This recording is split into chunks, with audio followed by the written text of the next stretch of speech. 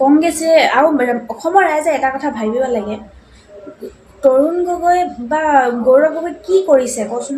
সেইবাবে মই কওঁ পঢ়া বয়সত যে পঢ়িব লাগে এইবিলাক মতা ধান্দা কৰিব নালাগে যথা মূৰ্খ তৰুণ গগৈ কেতিয়াবাই মৰিলে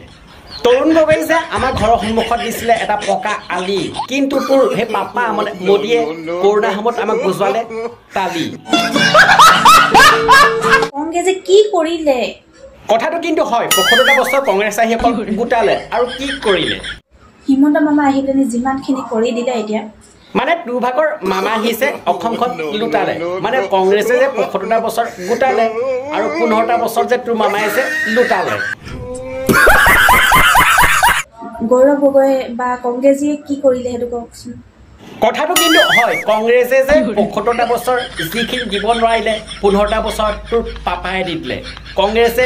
স্কুল খোলাইছিলে তোৰ পাপাই মদৰ দোকান খোলালে কংগ্ৰেছে ভোগ দিছিলে তোৰ পাপাই দুখ দিছে আৰু ইয়াতকৈ নকওঁ বেছি আপোনালোকে বহুত ভুল কাম কৰিছে ঠিক আছে আমিবিলাকে কৰিছোঁ ভুল তেনে তোক কৈছোঁ ৫০ টকা দিম এবাৰ খোল তোৰ যদি পাপাই চব দিছিলে তেনে তই বাহিৰত কি কৰি আছ মই পাহৰি গৈছোঁ তই বাহিৰত আছহে মই মানে বেংক বেলেঞ্চ যে তোৰ ভৰাই বিজেপিক ভোট দি ভুল কৰিছোঁ আৰু এবাৰ মোৰ পাপৰ পৰাজিত হ'বলৈ মই মা গংগাক সাক্ষী ৰাখি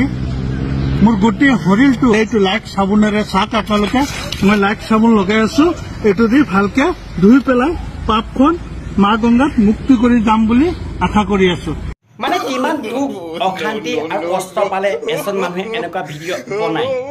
এতিয়া আকৌ কিছুমান অন্ধভক্ত আহিব তেওঁলোকে ক'ব যে ই এটা মুছলিম হয় ই এটা গেদা হয় আপোনালোকে পাৰিলে সবেই তেনেকুৱা কৰিব মোৰ লিখিয়াকে এইটো চাওক মই এতিয়া ধুই আছোঁ গাটো